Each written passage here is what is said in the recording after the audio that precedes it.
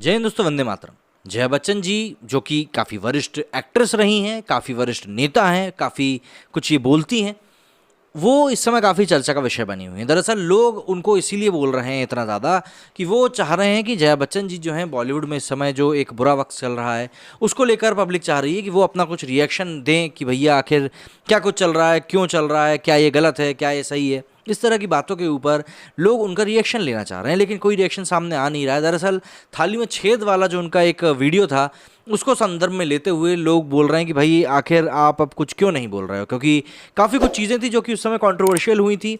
ये मामला तब का है जब पुलिस सुशांत सिंह राजपूत की मृत्यु के मामले में ड्रग्स के मामले भी निकाल लिए थे और उस समय कहा गया था, रवि किशन जी को एड्रेस करते हुए कहा गया था, कुछ लोग हैं जो कि जिस थाली में खाते हैं उसी में छेद कर रहे हैं। अब जैसे ही ये आर्यन खान का लेकर मामला निकल कर सामने आया तो पब्लिक होती है सोशल मीडिया के ऊपर, उन्होंने पुराने पन्ने पलटना शुरू कर दिए। अब ऑप इंडिया के ऊपर अनुपम जी ने इसको लेकर एक बहुत अच्छा लेख लिखा है, वही लेख मैं आप लोगों के साथ शेयर करना जा रहा हूँ। चाहे तो आप जाकर वहाँ पे पढ़ भी सकते हैं इस लेख में, क्योंकि उन्होंने बहुत सटीक तरीके से जया बच्चन जी को क्या कुछ कहा है हम लोग समझते हैं। समाजवादी पार्टी की सांसद जया बच्चन आजकल गायब है। अब जब आर्यन खान ड्रग्स मामले में गिरफ्तार हुए हैं, उन्हें बताना चाहिए कि थाली के छेद का आखिर क्या हाल है। सुशांत सिंह राजपूत की संदिग्ध मृत्यु के बाद जब बॉलीवुड का ड्रग्स कनेक्शन खुलकर सामने आया था, जब अभिनेता व सांसद रवि किशन के इस समस्या पर बात करी थी, इस पर सपा की राज्यसभा सांसद जया बच्चन ने थाली में छेद वाला मुहावरा दिया था। आगे बढ़ने से पहले कि बता दें कि तब दीपिका पादुकोण, रिया चक्रवर्ती, रकुलप्रीत सिंह और सारा अली खान समेत कई बॉलीवुड सेलिब्रिटीज़ के नाम ड्रग्स मामले में सामने आए थे और उनसे एनसीबी ने पूछताछ भी करी थी। हाल ही में ऐसे ही एक मामले में अभिनेता अरमान कोहली को गिरफ्तार किया गया। सुशांत वाले मामले के बाद कई ड्रग पेडलर्स को पकड़ा गया जो बॉलीवुड को ड्रग सप्लाई कर रहे थे। अब ताज़ा मामला सामने आया है। शाहरुख खान बॉलीवुड का एक बड़ा नाम है। सच कहें तो पिछले 30 सालों में 90 के दशक के बाद गोविंदा के ढलान के बाद सबसे बड़ा नाम। उनकी तुलना अमिताभ बच्चन से होती आई है। उन्हें बादशाह से लेकर किंग खान तक के टाइटल दिए गए। आज उन्हीं का बेटा आर्यन खान मुंबई के एक जहाज़ पर रेव पार्टी करता हुआ पकड़ाया है। अदालत ने उसे एक दिन के लिए एनसीबी कस्टडी में भेजा।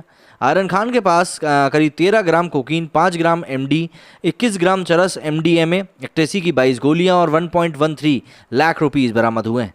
एनसीबी ने अदालत को बताया कि पूरे एक दिन की छापेमारी के बाद ये चीज़ें जब्त करी गई हैं। व्हाट्सएप चैट्स के माध्यम से ड्रग सप्लायर्स और पेडलर्स का नेटवर्क काम कर रहा था। उनके वकील का दावा है कि उन्हें आयोजकों ने बुलाया था और उनके पास बोर्डिंग पास भी नहीं था। अब जरा इतिहास की बात कर लेते हैं।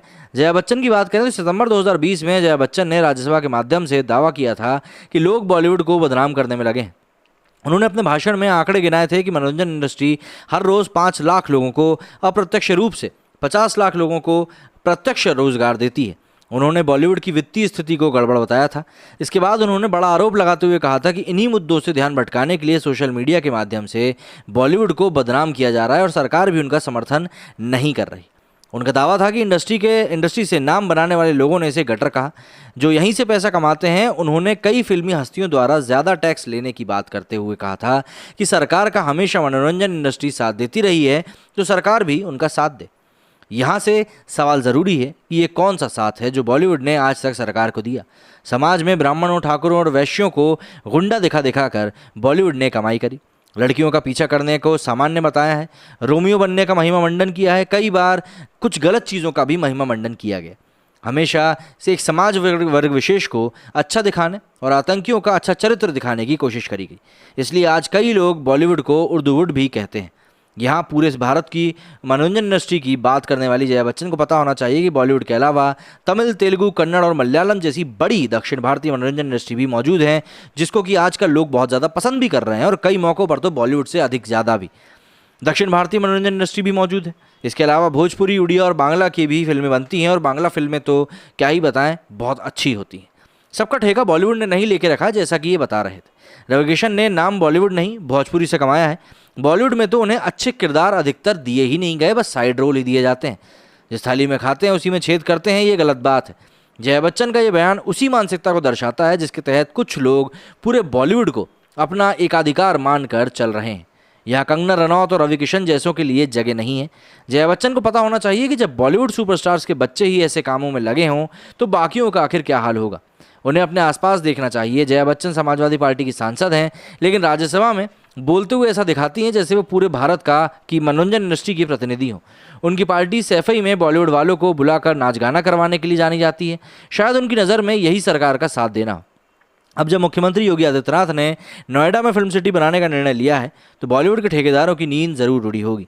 आर्यन खान किस थाली का युवक है, शाहरुख खान किस थाली को आज तक सजाते रहे हैं, जया बच्चन जिस थाली की बात कर रही हैं उसमें तो छेद के अलावा कुछ और है ही नहीं। सालों से ये छेद है, बस अब लोगों को अच्छे से दिखना शुरू हो गया है। सुशांत की संदिग्ध मृत्यु और अब आर्यन खान की गिरफ्तारी से कुछ लोगों की वजह से पूरी इंडस्ट्री को बदनाम मत करो, लेकिन यहाँ तो सारे के सारे ऐसा लगता है क्या ही बता किस थाली में खा रहे हैं। और हाँ, क्या जया बच्चन को याद नहीं कि कोई एक आपराधिक घटना सामने आने के बाद कैसे उनकी थाली के चट्टे बट्टे भारतीय होने पर शर्म महसूस करने वाला प्लेकार्ड लेकर फोटो डालते हैं, तब वो उनका विरोध नहीं करती। अगर नहीं करती हैं तो फिर बॉलीवुड पर इसको शर्म आनी चाहिए और गुस्सा क्यों आता है। भारत तो हमारा देश है, इस पर शर्म करने वालों का महिमामंडन करता है, लेकिन बॉलीवुड का विरोध करने वालों को वो एहसान फरामोश बताती हैं। बॉलीवुड के ठेकेदारों को खुश करने की जुगत में ये लोग महेश भट्ट, करण जौहर, शाहरुख खान जैसों के खिलाफ चू तक करने की हिम्मत नहीं करते। ये पहली ऐसी रेव पार्टी या गिरफ्तारी नहीं है, ऐसी कई गिरफ्तारियां हो चुकी हैं। केरल में इसी तरह की रेव पार्टी में 60 लोगों को हिरासत में लिया गया था। अप्रैल 2021 में कर्नाटका के हसन जिले के अल्लुर तुलुक में 130 गिरफ्तार हुए थे। जून 2020 में ऐसी रेव पार्टी के मामले में बॉलीवुड एक्टर्स गिरफ्तार हुए थे।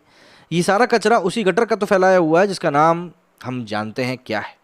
एक बॉलीवुड अभिनेता के गोवा वाले विला में अगस्त 2020 में 22 गिरफ्तार हुए थे, जिनमें से 3 विदेशी भी थे। दिसंबर 2020 में इडुक्की के वागोमन रिजॉर्ट में 9 धराए थे। सितंबर 2020 में गुरुग्राम से दर्जनों युवक युवताएं धराए गए थे। जून 2019 में साउथ दिल्ली की एक ऐसी ही पार्टी में 8 आयोजक पकड़ाए थे। मई 2021 में नोएडा में विदेशी लड़की समेत 15 गिरफ्तार किए गए थे। ये सारे 2020-21 के आसपास के ही मामले हैं। इन सब पर जया बच्चन का कोई बयान नहीं आया था। थाली का छेद आखिर क्यों दिखाई नहीं दे रहा है, ये समझ में नहीं आ रहा। मतलब आर्यन खान की गिरफ्तारी कर तो हम छोड़ ही दें तो ठीक रहेगा, कहीं सपा भी उन्हें निलंबित ना कर दे, ये भी तो डर है। वैसे इंतज़ार रहेगा जया बच्चन कब आकर अपनी बॉलीवुड वाली छेद का मतलब बताती हैं कि भाई अब बॉलीवुड में छेद कौन कर रहा है बॉलीवुड की थाली में। फिलहाल तो ये भी मतलब बड़ा ही मामला काफ़ी बड़ा होता जा रहा है कि भाई समझ में नहीं आ रहा कि आखिर किस तरीके से इस चीज़ को टैकल किया जाएगा, क्योंकि पब्लिक जो है इस चीज़ को बिल्कुल भी हंसी ठिठोली में तो नहीं ले रही है। देखिए, मामला वैसे भी इतना मैं कहूँगा संगीन है भी, क्योंकि आप अगर ये कंपेयर करें कि भाई आप बोलते हैं कि भाई वो 23 साल का लड़का एक बच्चा है और ऐसा वैसा है, तो भाई नीरज चोपड़ा ने उसी एज में जैवलिन थ्रो करके गोल्ड मेडल जीता है। हमारे देश के युवा 23 साल की उम्र में इनकम टैक्स भरना शुरू कर देते हैं। 18 साल की एज में हमारे देश के युवा वोट डालना शुरू कर देते हैं। तो ये कोई एज मतलब मेरे को ऐसा नहीं लगता कि एज ऐसा कोई फैक्टर है। बहरहाल और भी कई चीज़ें हैं जो कि धीरे धीरे ही सही लेकिन निकल कर सामने आ रही हैं। लेकिन इन चीज़ों की तरफ ध्यान देना अब इसलिए ज़्यादा ज़रूरी हो गया क्योंकि कहीं ना कहीं इन चीज़ों का समेटा होता हुआ दिखाई दे नहीं रहा है। और जिस तरीके से ये पब्लिक के सामने अब डोमेन में चीज़ें आती जा रही हैं, ये और भी ज़्यादा खतरनाक होता जा रहा है। और ये पब्लिक को किस तरफ लीड करेगा, ये एक सबसे बड़ा सवाल पैदा होता जा रहा है। क्योंकि हम लोग यही कहते हैं कि सिनेमा जो होता है वो समाज का आईना होता है, और अगर उस आईने पे कुछ ज़्यादा ही धूल हो जाए तो उसको फिर पोंछना भी मुश्किल हो जाता है, क्योंकि वो धूल फिर चिपक जाती है और वो हटती नहीं है। आपका क्या कहना है इस मामले में, मुझे कमेंट करके ज़रूर बताइएगा। मेरे स्टूडियो में फिलहाल इतना ही। जय हिंद, जय भारत।